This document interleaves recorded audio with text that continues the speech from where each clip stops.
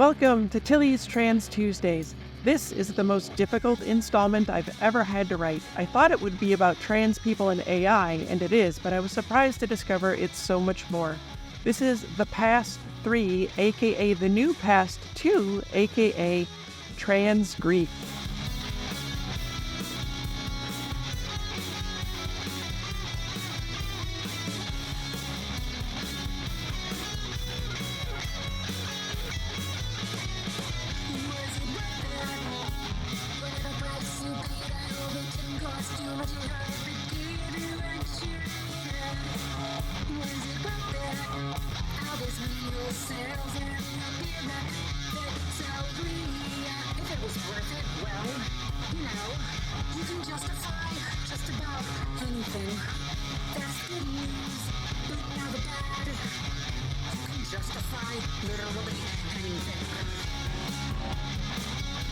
Hi, I'm Tilly Bridges, your host, and I'm joined by my writing partner, my best friend, my wife, our token cis representation, the lady who's been part of my life longer than not, Susan Bridges. Hello. Our guest this week is Miriam Robern, a housewife who writes books and games and things. She prefers very short bios to minimize the anguish of writing and listening to them. Welcome, Miriam. Hi, happy Tuesday. Yay. Okay, so we're internet friends, and we've even met up in real space. I had lunch, and it was lovely. It's true. And I had no idea until reading your bio that you write books and games and things. What books, what games, what things? I do. Tell us all about it. Mostly I've written a lot of games. I write a lot of role-playing games. Yes, us too. Yeah, my biggest title is Smallville, so I have technically written official Superman. That's Wow. I know, but these days I'm mostly doing Cortex stuff. Well, it's not really a newish, but it is it's a really nice system, and it's the most compassionate role-playing game I've ever played. So I have a soft spot in my heart for it. I find we kind of get the same vibe from Star Trek Adventures, which we play, and we have now actually written for many things. Officially, we wrote for that, but it's very much about not just cooperating with each other, but you know, like if you've seen Star Trek, it's about helping people and being kind to people. And so I always get this like really good, warm feeling after we play, because you're like doing nice things. You're not just killing monsters, you know? Yeah. This isn't about Cortex, but it focuses about solving problems rather than, killing bad guys. Yeah, exactly. Fun. That sounds really great. Yeah. Okay, so for you, what has been the best thing about transitioning? Oh, well, first of all, has anyone ever answered boobs? I'm just curious. No, you would be the first. Okay. But you know what? Okay. That's definitely up there. Yeah, that's number 2 for me. The number 1 is the sense of clarity that I've gotten. I mean, even before hormones gave me more clarity, but then just socially transitioning, I spent the first month texting my wife saying, it's so quiet inside my head now. Oh my God, right? The warning klaxons that I've been ignoring for my entire life, they stopped. I didn't realize they were blaring at me this whole time, and now they're gone. Yeah. So yeah, that's my favorite part. And I never really even expected it, but yeah, I think it's really similar to that Trans Tuesday that I did on What is Happening, A Whole New World, when I was the first time I went to an event with a group of people I'd never met before as the real me. And I was able to just talk to them and interact with them. And I didn't want to run away screaming, and I wasn't terrified. Or it's like my other one too, the lunch with Tilly, where now I was always very restrictive in the foods that I ate. I felt like I couldn't handle experiencing new foods. But once my dysphoria dissipated even a little bit, I wanted to try these new things. I had the mental capacity and energy to experience them that I never had before, you know? So I think that's all kind of similar. Yeah, it's really amazing. Yeah, you just have so much more bandwidth. It's life-changing. It really is. And then sometimes you start a podcast. Sometimes you do. Okay, so on the other side of that, what's been the worst or one of the most difficult parts of transition for you? Well, so for me, it's easy. It's voice. Voice training has been, the worst part. It's the hardest thing I've ever done in my life. Yeah.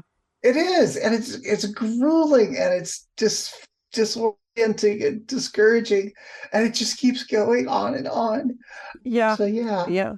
I like to say that every trans girl gets one easy thing and one hard thing, and my hard thing is voice. Voice is Absolutely. super hard. I mean, okay, so for the folks listening, this is the Yeah. magic of podcasting because we are recording this episode and the one following before my 3 episodes on voice have been released. So Miriam hasn't heard them yet, but I just did 3 episodes all about that. So those are what just directly preceded this episode. So if you also would like more information on changing your voice and gender affirming voice training, check those 3 episodes out because there's a lot of really good info in there. Including how long it takes. It takes forever. Okay. Forever. That's the answer. Forever, forever, forever. Yes, it's our forever homework. Okay. Like being a writer is also forever homework. Oh, great. I've got 2 forever homeworks. Super. Why do we do this? So let's get into this topic because it's really big and complicated. And in fact, when I sat down to write it, it went really long, and it's so long it's going to be split into 2 parts. This week, we're going to discuss the topic as a whole, and next week, we'll get deeper into a specific experience that maybe changed my life. Trans grief has been on my list to talk about for years, and I put it off. I knew I had to write it now, and I still put it off as long as I could. I knew what it was going to do to me if I looked into that dark pit, yet here we are. If I am able to face it, to put to words something so many of us struggle with, and there's a chance it could help even one other person out there, then damn it, I'm going to forge ahead.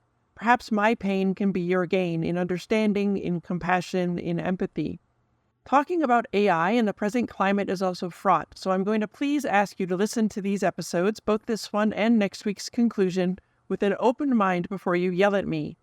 So let's get it out of the way right off the bat. I am fully, wholly, 100% against the use of AI that takes people's jobs or plagiarizes their work.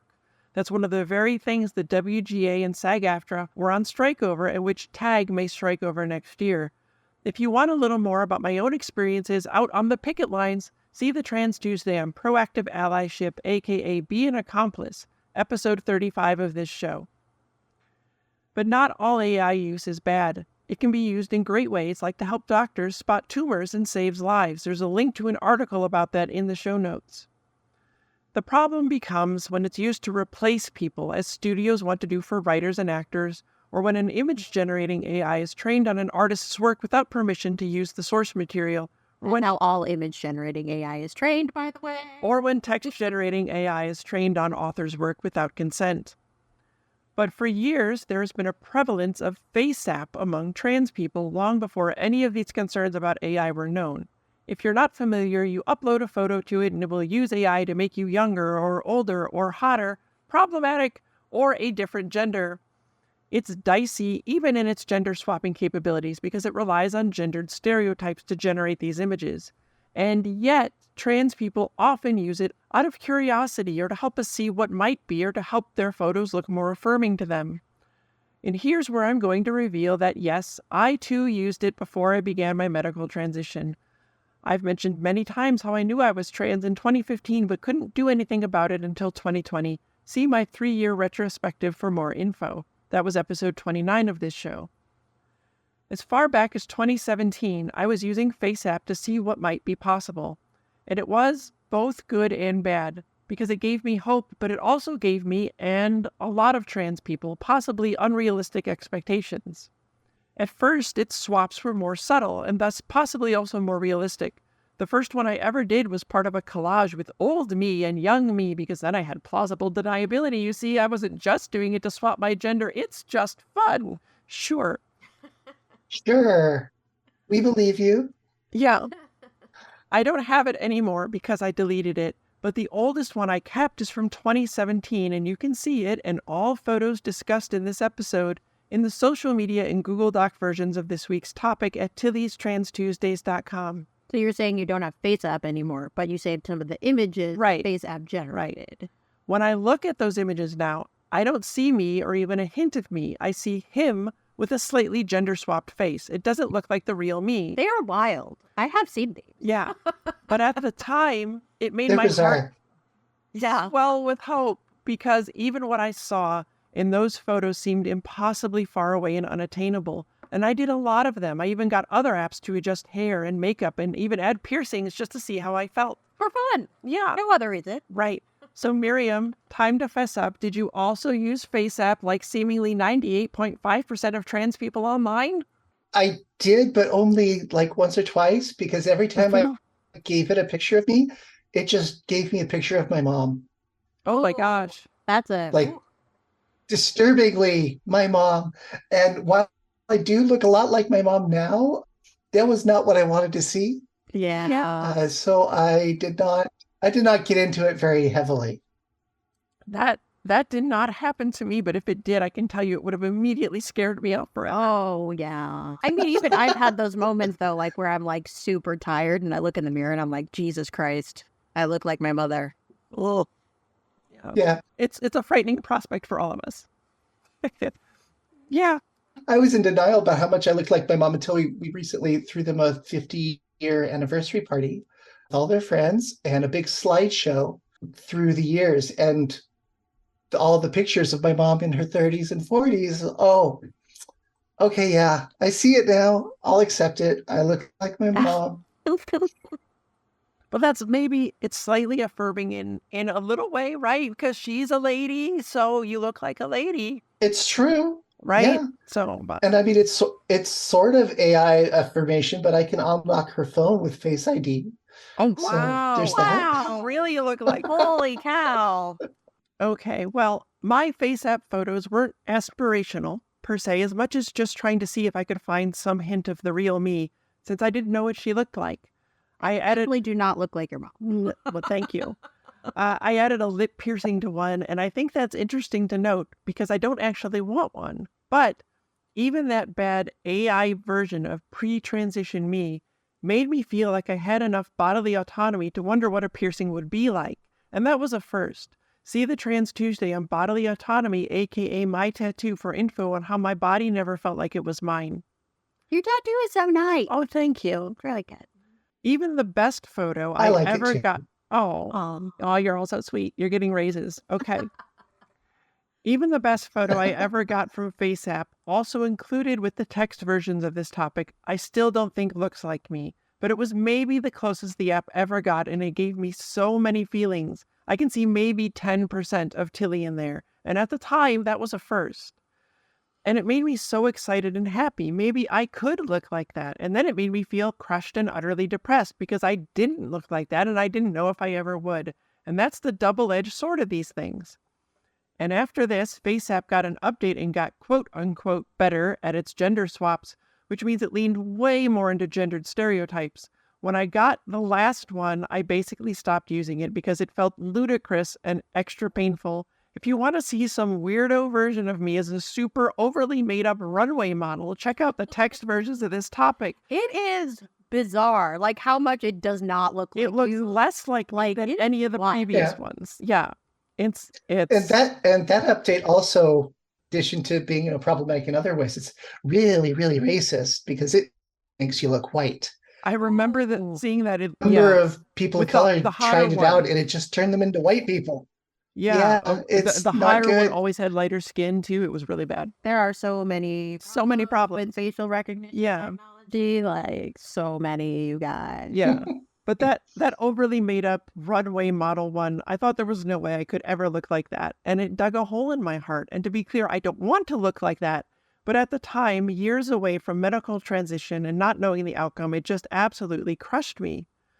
And if you're new to Trans Tuesday or have missed the 4,986,278 selfies I've posted, there's a real selfie of what I actually look like now, 3.5 years into my medical and social transition, also in the text version. I mean, you are now a selfie queen. I am, thank you. Okay. Well, selfie. Many of us trans people are, because we are happy to finally see ourselves. So give us some, I wasn't insulting you. I was saying a fact. I'm not disputing that. Yeah, we're making up for lost time. That's right. There's a backlog. I mean, if I go back before my transition, there's literally 3 or 4 pictures of me per year. Yeah. And right. No, that's daily 3 or 4. So yeah. Why did I save all those face app photos all these years, especially now that I'm way into transition and I love who I am and how I look? I actually like how I really look way more than how I look in anything face app gave me. So why did I save them? Why save them, Tilly? Why? Now we're getting to the crux of it, because I think they knew they were something I was going to have to confront someday, and this is trans grief. And it all took me by surprise, because what I wanted to write about was a different AI app that I saw tons of trans people using. It's called Epic, and it takes photos you upload and generates younger yearbook photos of you. And I saw so many people using it that I thought something important was going on, and I wanted to write about it. And like all AI, I admit this is ethically dicey. What images was this AI trained on? We don't know. What AI is the app even using? Despite hours of research, I couldn't find out. But then there's also the question of, are yearbook photos art? They're mostly a cattle drive. One student in, sit, snap, they leave, and rinse and repeat all day long. Nothing changes from photo to photo except the kid who's sitting there. And companies that do school photos likely own the copyright to yearbook photos, but do they really? Should they? Because neither I nor my parents ever signed a release saying the photographer got the rights to those photos. And never once did my wife or I get a form like that for our son either. But being in LA, we got a release form asking if it's okay for your kid to be in the background of any movies, TV, etc. that might be shooting at the school that day. By the way, we were just watching a show and it was definitely at his school. Like, we're like, oh yeah. That. It was on the football field at a school. The football field. Yeah. Well, we never signed those forms because no, you do not get to just shoot footage of our son and do whatever you want with it. And the schools hated that, by the way. They were very unhappy with us. Yeah. Because it meant they had to be sure he was not in any shot of anyone shooting there. And it was so hard for them. I remember them literally saying to me, like, but this is why. This is why you have to sign it. I'm like, yeah, I understand the form. And I am saying no. Yeah. They did not like that. Well, it's weird in LA, right? Because so many people in LA want to be in the entertainment industry and would want to be seen in the background of a show. But no, thank you. Yes, in middle school, someone came up to us in Target and asked if we could put our son in some Disney video. By the way, he looked like he should be in a Disney video at that age. Like, oh my God, he looked like a little model child. But no, we were like, no, go away. Did you dress him in bold primary colors and no corporate logos? Because that's the look, right? I guess it is. Okay. That was a digression. Yes. Okay, so these AI yearbook photos, they aren't using any kids' likenesses. All the faces that you get in them are your own based on what you upload. And it could let trans people who transition as adults see something they have no other way to see. So is this one of those quote unquote good uses of AI? I don't know. It's really murky. But I have to tell you that when I saw others posting these, deep feelings welled up inside of me, and that's when I knew I had to write about it. And it wasn't until I got the yearbook photos of myself that I figured out this was trans grief. Okay, so we're going to talk about the actual yearbook photos next week, but Miriam, I wanted to ask you what your thoughts on the concept were. Like, did you see other people posting them and decide to try them yourself? What feelings did it give you? What were your thoughts about it? I think the first one I saw was my friend in Japan, and she's not out at all. She has resolved to never come out, which is really sad. Oh. Yeah. It was startling and really, really compelling. I was very happy to see that she got that, and I didn't like immediately rush out to do it, but it kind of planted that seed. Yeah. And I saw maybe a couple more after that over the course of a few weeks. And then I just decided to pull the trigger just to see, no other reason. So yeah, I think I was mostly motivated by curiosity, but I did not expect to get what I got. Well, we'll talk about those next week, but were you excited by the prospect of it? Were you worried that it would spike dysphoria? What was going through your head? Very worried about dysphoria. Yeah. That's in fact that's what took me so long. I was really, really worried that it would be really, sorry, words fail me. It's really hard to talk about these things sometimes. Yeah, it is. It's a hard thing. But I did worry that I was going to, I felt that I worried that I was going to feel bad about not having that thing. Yeah. Okay. And that's the worst kind of feeling sad about something, because it's not something you could fix. Yep. Right? If I triggered that and gave myself those feels, there would be no resolution to it. Yeah. Which is why I stayed away for a few weeks. But I have no self-control. So eventually I came back. All right. So, folks listening, I'm going to ask you to stop listening here because you need some vital context for the rest of this discussion. You really need to understand these other Trans Tuesdays first to truly grasp the depth of what I'm talking about. So please start with the past and why it haunts us, which was episode 2 of this podcast. And one important detail I want to be sure you notice from the past and why it haunts us is how I have almost literally no connection to my past, almost no photographs, almost no physical items, just nothing. And then I want you to see the past too, the new past, and how the Paper Girls show on Amazon somehow gave me back a piece of the childhood I missed out on. Unfortunately, I have not revised this one into a podcast episode yet. I will eventually, but until then, you'll have to read the text version via tillystranstuesdays.com. But there's a vital quote from the new past that I want to be sure you notice. I have no way to see old photos of myself with the real me in them. It's a horrible, hurtful fact of my existence that will never change. There are no childhood photos of Tilly because she wasn't allowed to exist when she was a child. Thanks to a highly transphobic society and home life, my true self was kept from me without my consent. My truth was forced down, made to stay hidden. I didn't get to be a little girl or a preteen girl or a teen girl or a young adult woman. It was stolen from me. And of course, little Tilly was there when I was little, but she was buried deep inside.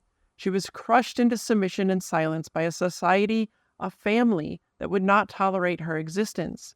I missed out on a lifetime of experiences because it wasn't me experiencing them. For more on the severe childhood trauma that almost every trans person experiences in one way or another, please see the essay by my very smart friend Zoe that she wrote on this very topic entitled Growing Up Broken. It's a tough but important read. There's a link in the show notes. Miriam, as someone else who transitioned as an adult, what was that lack of photos of the real you from your entire lifetime like for you? So I do have access to photos from my childhood, and it is always very weird looking at them. Yeah. Because at this point, I now see the girl and the mask, and it's very, like, every single photo is different, but there's how much of the girl is shining through and how much mask is being applied. Ugh. In most of them, I can see how much I am trying to put on that mask, how much I'm trying to present the way I think I'm supposed to present. And for the longest time, I really, the photos that I liked the most were the photos that were candids that I didn't know I was having my photo taken, because those are much more likely to have a lot less mask.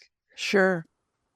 And at the time, I thought it was just, general photography principles, like, oh, candids are great. But no, there was a special third reason why I really like those. Yeah. Do you have that thing where you look back at them though and like it's you but it's not you? Like the one that happens the most for that with me is in a wedding photo that I have, because it's the one I see all the time because I have it on my dresser, so I see it every day, and it gives me like marrying Susan was the happiest day of my life, but yet it was also miserable because I wasn't me and I was in a tuxedo, which made me feel so gross. And so seeing that photo, it makes me happy and it makes me miserable all at the same time. And does that happen to you too? I get those in any photo where I have facial hair, which is not generally childhood photos. But yeah, for some reason, that's the turnover. Facial hair me does not look like me. Yeah. Maybe that was the final bit of the mask. But anything before that, which, is college and before, I see me, and I see me putting on an act. Yeah. Well, that's probably better than not seeing yourself at all, though. Maybe. I mean, neither's great, but right. I'm also always sad. even when Yeah. I'm smiling as hard as I can, right? You can see it in the eyes. It's always the eyes. Yeah, Yeah. she is sad and trapped almost every single picture. Yeah, it's Yeah, uncomfortable to look at. it is. Well, I should briefly talk about dissociation, which is something that happens to a lot of trans people. The pain of dysphoria and trying to exist as someone we're not. Sometimes it means the only way you can get through is by disconnecting from everything around you. And so you're apart, you're alone, you feel buried under the weight of dysphoria and transphobia and self-hate and pain, pain, pain, just so much pain. See the Trans Tuesday on gender dysphoria for more on that. There are large portions of my life that I just can't remember because I had to dissociate so much just to get through, and I was so disconnected and miserable that memories just didn't form or were quickly forgotten because they were too painful. I remember a few small moments from my wedding to Susan. I remember a few small moments from the birth of our son. Most of it's gone. Most of the intervening years, hell, most of my life before transition is lost. I have so few memories. Is that something that you've experienced too, Miriam? My memories are really, really patchy.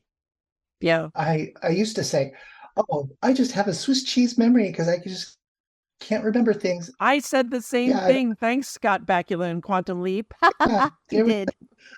yeah, but since transition, I don't have a Swiss cheese memory. I Isn't that remember a amazing? lot more. Yeah. Yeah. So I don't, it's not that I don't have any memory, but yeah, there's broad swaths that are just not there. Yeah. It's so weird too. Yeah, and I can reconstruct them like, oh, well, I was here, so I must have been this, doing this, etc. Sure. And for the Yeah. longest time, I thought that was how memory worked. I thought that's what everyone did, Yeah. but that's not the case. Yeah. Okay, so to the folks listening, do you understand what this yearbook photo thing represented? It was a chance, however slim, to see what I'd missed, to maybe vicariously live the life I wasn't allowed to live. I ran a survey for a couple of weeks, asking other trans, non-binary, and gender non-conforming people about this app to get their thoughts. I got 183 responses, and 40% were aware of the app, but only about 7% had tried it. Now, I don't know who saw this survey and who didn't. I kept it anonymous because trans people giving out any kind of info about ourselves can be super dangerous in this horribly transphobic society of ours, and I didn't want anyone to worry. So, like so many things in trans life, this is anecdotal. It felt like I've seen way more than 7% of trans people doing these based on how many people I saw posting them, but from the responses I got, some people did not like the photos they got. And it stands to reason that if they didn't like them, they're not going to post them. So what I was seeing in my social media feeds was confirmation bias. Only the people who loved them were posting them, obviously. But it still seemed like way more than 7% of the trans people I follow. But without knowing more about the people who actually filled out my survey, it's impossible to dig deeper into that. Maybe those people didn't see the survey or forgot to fill it out, or maybe it was actually just my perception of the confirmation bias. Largely, people who didn't use the app were very wary of AI, and rightfully so, or they were wary of the app's privacy policies, and I absolutely understand that.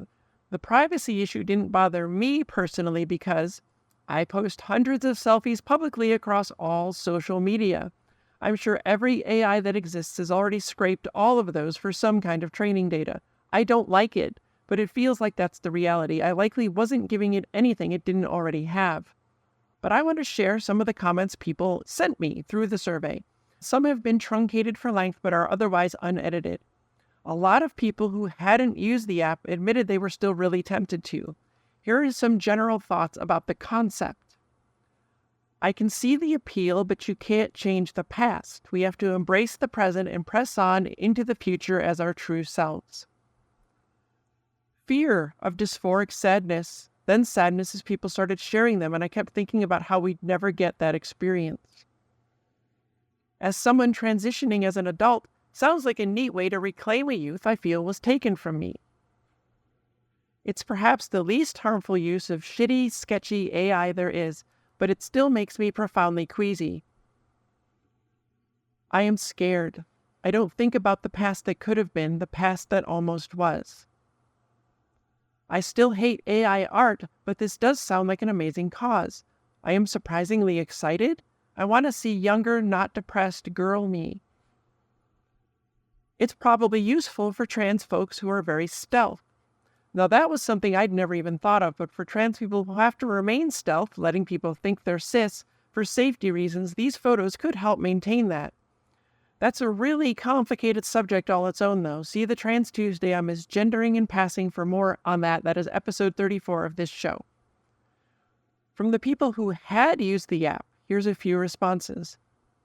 They were really well done, and I loved them in all caps. I shared them with some of my besties from those school years, and they all said, I totally know that girl without having known that girl. My first thought seeing them was a mix of delight, fulfillment, and grieving.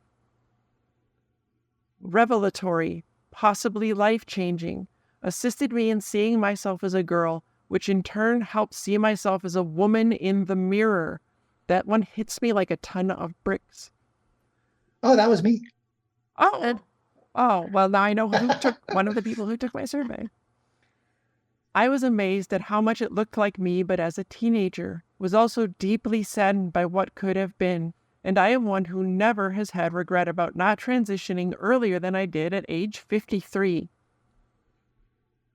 I didn't feel as sad for the childhood I could have had as I thought I would going in. I just found it interesting more than anything. It made me euphoric on seeing who I could have been and regretful that I was not given the chance to transition at an earlier age. There were like 2 to 3 that made me feel things.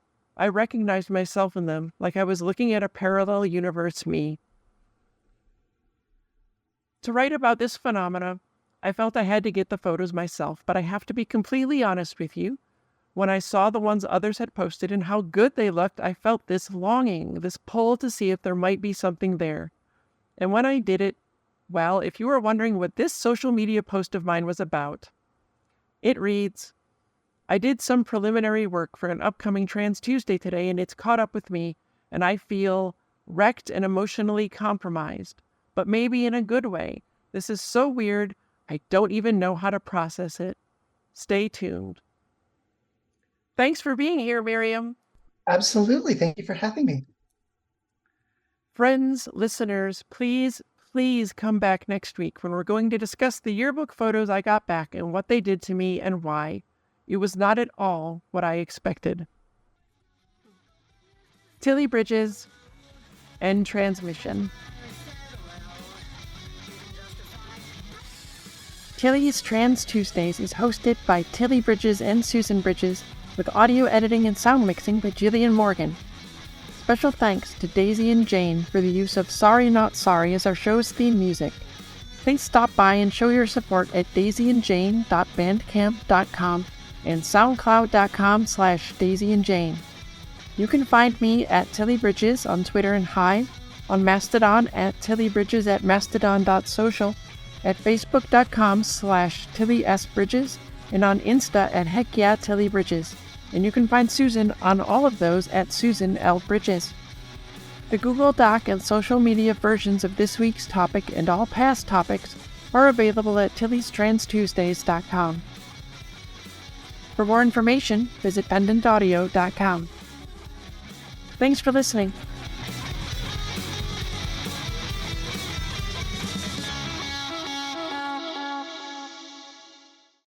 Please see the essay by my very oh my God. Wow.